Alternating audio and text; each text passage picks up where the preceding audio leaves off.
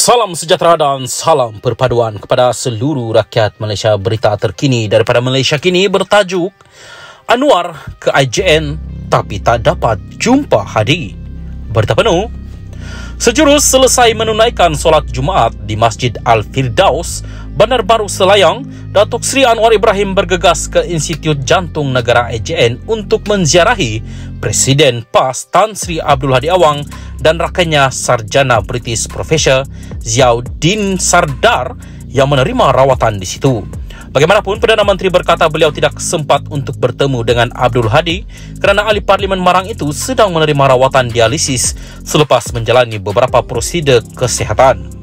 Keadaan Abdul Hadi saya dapat tahu daripada doktor bahawa stabil. Hari ini beliau dialisis manakala Ziauddin sedang tunggu untuk ambil keputusan untuk prosedur berikutnya. Kita doakan mudah-mudahan mereka sehat, syafakallah, pulih dan dapat jalankan tugas seperti biasa, katanya kepada pemberita selepas menziarahi mereka di IJN di Kuala Lumpur hari ini. Abdul Hadi, 76, berada di IJN untuk pemeriksaan jantung sejak 1 Januari lepas.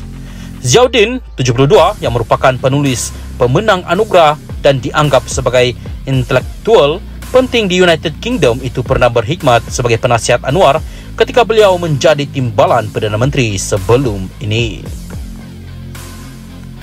Salam sejahtera dan salam perpaduan kepada seluruh rakyat Malaysia. Berita panas hari ini dipetik daripada Malaysia kini bertajuk sebarang langkah jatuhkan kerajaan akan ternokta Februari ini.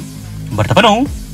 Sebarang langkah mahupun usaha untuk menjatuhkan kerajaan pimpinan Perdana Menteri Anwar Ibrahim akan ternokta Februari nanti selepas Sultan Johor menjadi yang di-Pertuan Agong.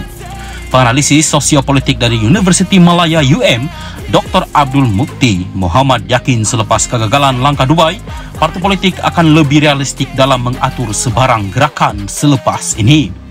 Saya rasa selepas daripada kegagalan langkah Dubai ini, saya rasa parti-parti politik atau politikus sudah pun mula bersifat realistik dan juga lebih berhati-hati untuk menggerakkan gerakan yang sama, terutamanya selepas ini kita akan ada yang di Pertuan Agong dari Johor. Yang mana kita lihat kenyataan-kenyataan bakal Agong iaitu Sultan Ibrahim Sultan Iskandar itu sudah pun menunjukkan satu reaksi bagaimana sikap baginda terhadap mana-mana pihak yang cuba menggoyahkan kerajaan yang sedia ada. Pada saya, itu satu kenyataan yang netral sebenarnya. Bukanlah bermaksud Sri Paduka mahu mencampuri urusan politik dan sebagainya, tetapi kenyataan itu kenyataan bersifat harapan dan juga sedikit sebanyak akan memberi kesan kepada Perikatan Nasional PN, sebab apabila kenyataan dikeluarkan bakal Agong pada saya itu perlu menjadi pertimbangan yang lebih khusus daripada PN daripada pembangkang, katanya dalam satu wawancara bersama Kini TV.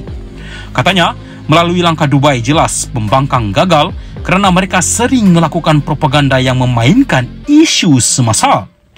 Abdul Mukti berkata, PN seharusnya menunggu sehingga pilihan raya umum akan datang jika berhasrat mahu menjatuhkan kerajaan seandainya kerajaan gabungan ini gagal menjalankan tugas pada rakyat. Seandainya kerajaan PH atau kerajaan perpaduan tak mampu menyelesaikan isu rakyat dengan baik, tunggu pilihan raya umum. Sebab itu proses yang terbaik untuk memilih pemimpin, untuk memilih kerajaan. Kalau tidak, kita akan mengulangi kesilapan yang sama dan kita akan sentiasa ke belakang, katanya lagi.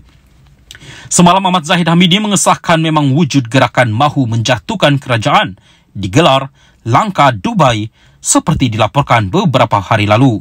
Bahkan timbalan Perdana Menteri itu mendakwa gerakan berkenaan bukan saja didalangi pemimpin dari parti pembangkang, bahkan turut disertai individu tertentu dari blok kerajaan. Bagaimanapun, Anwar memilih untuk tidak mengambil pusing mengenai rancangan sulit yang dinamakan langkah Dubai untuk menggulingkan kerajaannya baru-baru ini. Sambil mengakui, menyadari rancangan seumpama itu, dia sebaliknya berkata, tumpuan kerajaan adalah untuk membangunkan negara. Semalam, Menteri Besar Kedah Muhammad Sanusi MD Nor mengakui wujud gerakan untuk menjatuhkan kerajaan. Namun, bukanlah langkah Dubai, sebaliknya langkah Caukit. Kata Muhammad Sanusi, mereka hanya perlu bermesyuarat di Kuala Lumpur bagi menjatuhkan kerajaan Anwar.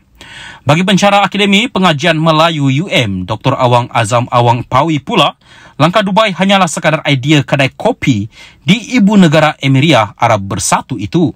Menurutnya, fokus utama pada bulan Januari ini adalah kepada peralihan yang di Pertuan Agong, bukannya pertukaran kerajaan. Walau bagaimanapun, sebenarnya fokus dalam bulan Januari ini bukan fokus peralihan kerajaan.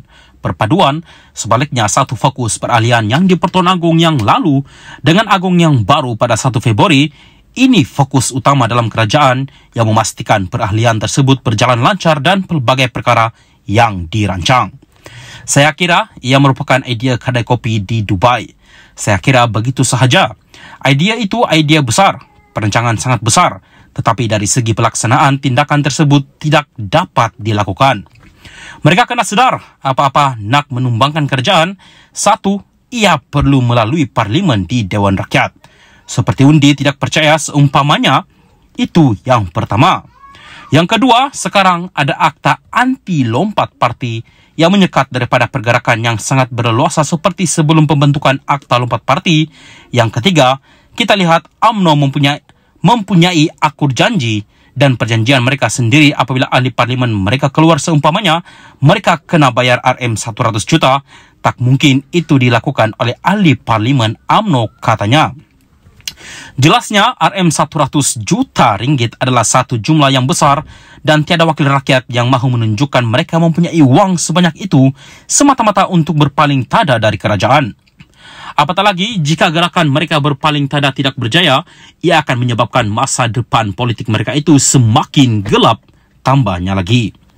Bagi penganalisis politik dan geostrategis Dr. Azim Hassan pula, langkah Dubai sebenarnya digerakkan oleh pemimpin UMNO yang anti kepada kepimpinan Presiden UMNO.